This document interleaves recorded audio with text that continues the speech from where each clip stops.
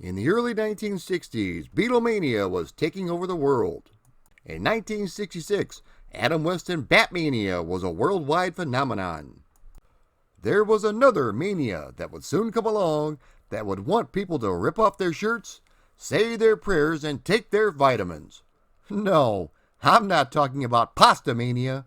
I'm talking about Hulkamania and the World Wrestling Federation, or WWF.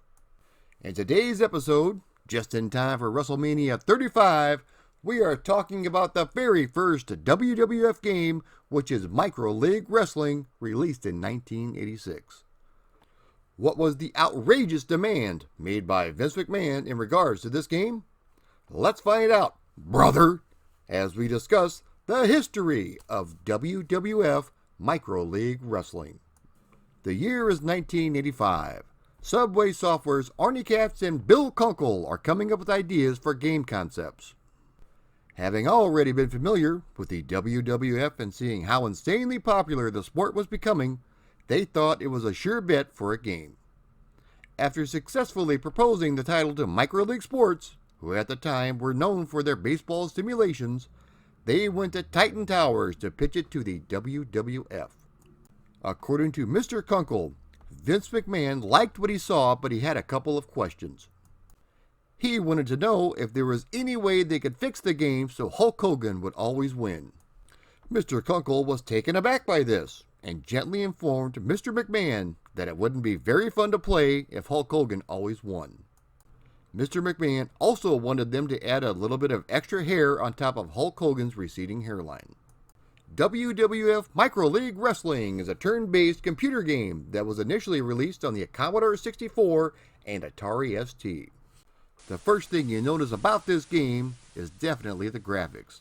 The programmers discovered a way of squeezing digitized images from actual WWF matches onto a standard floppy disk. The problem, though, with using digitized images was there was only so much they could fit onto a floppy disk, with only 2 match types available. Because digitized images were being used, another problem was the limited color palette of the Commodore and Atari ST, with only 16 colors on screen at once. This game was like watching an episode of WWF Superstars, and it included a lot of gaming firsts. This was the very first game to include ring entrances, along with MIDI representations of the wrestlers' music.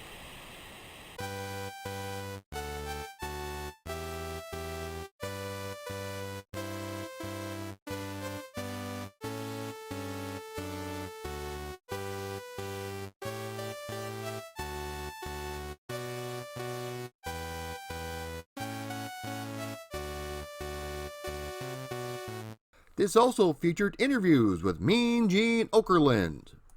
Another unique aspect of this game, which I don't think has been done in any other wrestling game, is the ability to name the arena the wrestlers were performing at.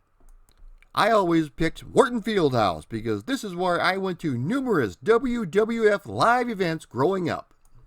The gameplay involves turn-based strategy, where you select your moves from each wrestler's arsenal. Each wrestler has 5 basic moves, 4 major moves, and finally 1 finishing move, with each moveset causing different amounts of damage. The only time you're allowed to pin your opponent is after doing a finishing move. You also have a block move, which if successful, will remove 2 of your damage points. Face wrestlers, or good guy wrestlers, can attempt a special move which will rally the crowd, and this will also allow you to recover some of your damage. Heel or bad guy wrestlers can attempt to cheat, but be careful, it could result in a disqualification. Once a move has been chosen, the game will then display a short clip of that wrestler performing the move. After you have weakened your opponent enough, you can attempt your finisher and go for the pinfall. If you are successful and win the match, your music plays and it then displays a shot of you holding up the belt.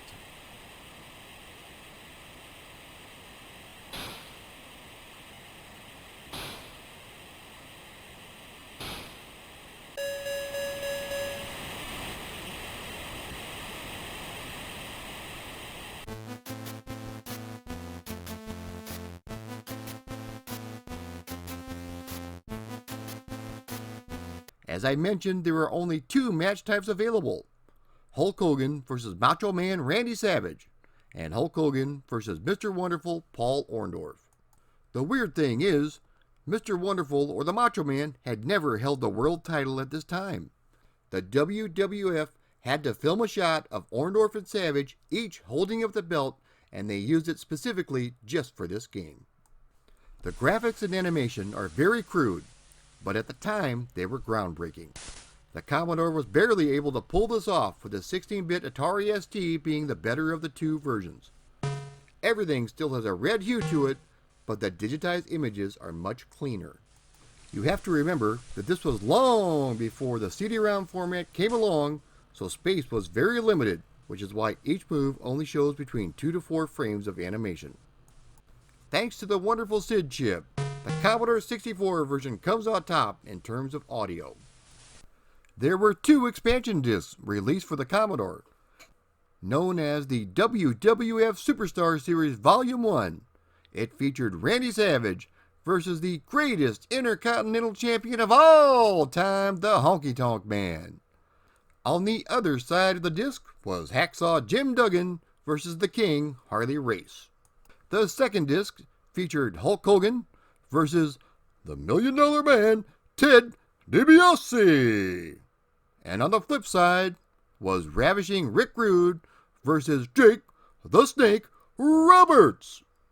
In 1989, the game was released for the Amiga and MS-DOS platforms, featuring much better graphics and slightly improved animation. It also featured 2 updated matches. The first one is Hulk Hogan versus Randy Savage, but this was taken from a different match between the two. The second one was between Hulk Hogan and Ted DiBiase. The audio was greatly improved thanks to the enhanced capabilities of the Amiga computer. Growing up, I was so excited for this game. I read all the articles and counted the days until it was released. This was one of my favorite wrestling games. It's an interesting piece of trivia, with it being the very first WWF game and also the first to use digitized images of actual wrestlers. If you like my video and want to support me on Patreon, please check the link below. Also, please like, share, subscribe, and hit that notification bell. Thank you for watching.